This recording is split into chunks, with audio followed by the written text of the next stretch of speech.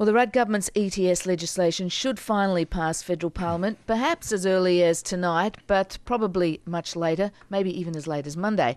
This is all courtesy of the deal struck with the opposition. It means that Australia will have an emissions trading scheme starting in July 2011, the single biggest economic reform in years, perhaps even decades. But it hasn't come cheap. The price tag, an extra $7 billion, boosting total industry assistance to more than $120 billion by the year 2020. Finance Minister Lindsay Tanner says the emissions trading scheme will have only a modest impact on the budget, nevertheless. He joins us now in our Parliament House studio. Lindsay Tanner, welcome back to Breakfast. Good morning, Fran.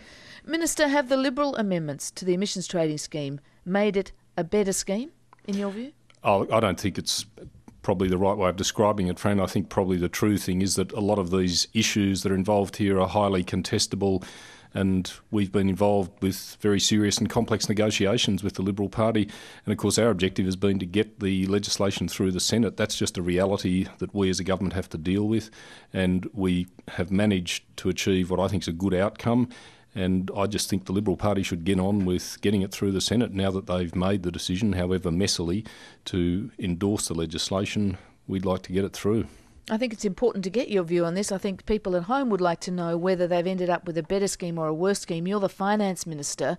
You've had to let go of an extra $7 billion plus to get this through. That must have hurt. Do you think this is, bad but necessary policy? Is that your judgment?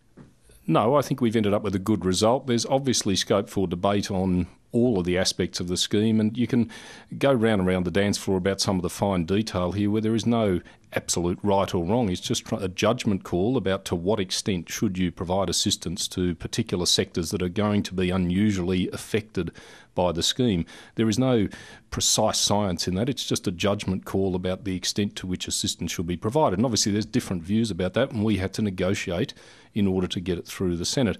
And we have been in a position where the numbers for the budget have been changing by other factors anyway. In particular, the rise in the value of the Australian dollar has influenced the numbers. So fortunately, we've ended up with an agreement that doesn't really do much damage to the overall budget position. I wanted to ask you about that because you say that despite this $7 billion plus assistance to industry, the cost of the budget will only be $770 million by 2020, based on two things, I think, as I understand it: a revised estimate of the price of carbon permits and also the rising dollar. Now, 2012 is 3 years away. The dollar is incredibly volatile. Less than a year ago, it was much, much, much lower than it is now. What happens if the dollar sinks again and the carbon price rises?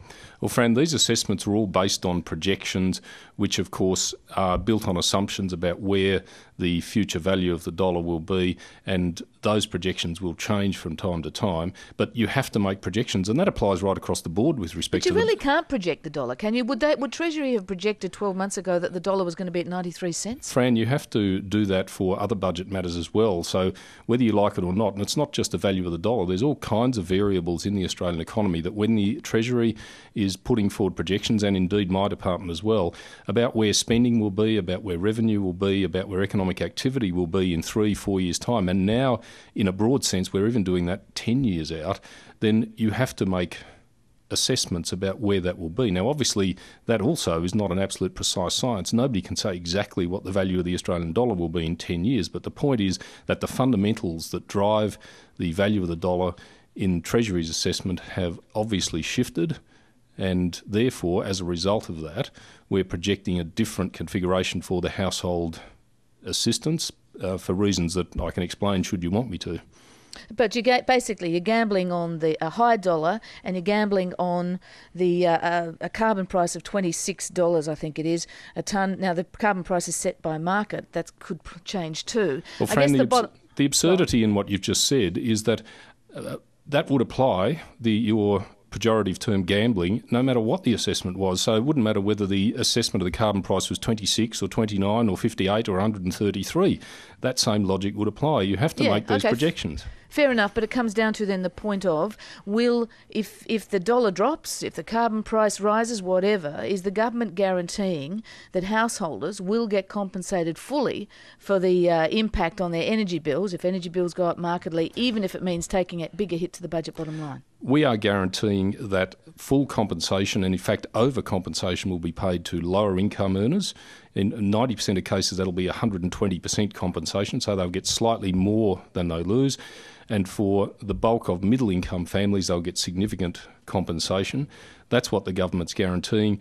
The world is going to change over 10, 15 years in all kinds of ways, friends. So we are guaranteeing to put in place that compensation arrangement. The metrics are in there in the scheme that govern that. Those metrics haven't changed as a result of the negotiations, and they won't change. Okay, so that's a guarantee, no matter if the budget is tight. I'm indicating to you we are guaranteeing that we are going to ensure that low-income households are fully compensated and that middle-income households are substantially compensated. And that is going to be a commitment the government will stick to. Of course, in between times, we'll have elections. You may have changes of government. All kinds of things can happen, Fran. But as far as I'm concerned, the Rudd government's committed to those aspects of the scheme and will stay committed to them. The total assistance package for industry is projected to be worth around $120 billion, which is a staggering amount of money. Protecting these industries with massive amounts of assistance only delays the switch to a low emissions economy, say your critics. How do you expect to achieve even the 5% reduction in carbon emissions, let alone more ambitious targets, under such a compromise deal? Well, the targets are still in place, and the capacity to strengthen the scheme should there be an agreement of a stronger nature from Copenhagen is also still in place. And the statement that the compensation for industry is in some way weakening the scheme or retarding the shift to a low-carbon economy is not necessarily correct. So, for example, one of the arguments put by the electricity generators is that if they end up in administration, if their assets are so devalued that they are unable to invest in new capacity, invest in cleaner technologies, then that is not a good thing for the transition that our economy needs to make to a different mix of energy supply. So there's obviously some very fine judgments involved here, and you've got all kinds of arguments that you always get in something as complex and difficult as this kind of scheme. We believe we've ended up with a good outcome that Australia can take to Copenhagen as long as we get it through the Senate. The current opposition is the most bitterly divided opposition since the Labor split in the 1950s, and so we've got a real challenge on our hands to actually get an implementation of the commitment they've made. So I'd urge them to get on with the business of just getting it through the Senate so Australia's got a position. Well, Malcolm Turnbull used up a lot of political capital within his party room to do this deal. The government owes Malcolm Turnbull here, really, don't you? Oh, we don't owe Malcolm Turnbull or owe anybody, Fran. We owe the Australian electorate good government. That's what we owe. We owe them the exercise of our judgment as the elected government to make good decisions that we believe are in the interests of Australia, and in this case, that's precisely what we've done. It comes back to the original question. This is a good ETS policy in your view? Yes, I believe we can certainly get behind the position. We've had some tough times in these negotiations. We've had to grapple with some of the complex issues and make hard calls ourselves, just as Malcolm Turnbull and the Liberal Party have done. But if we didn't believe that the outcome that we've now got was not adequate, we wouldn't have supported it. We wouldn't have accepted it. Lindsay Tanner, thanks very much for joining us. Thanks very much, Fran. Finance Minister Lindsay Tanner. It's 10 minutes to 8 on Breakfast.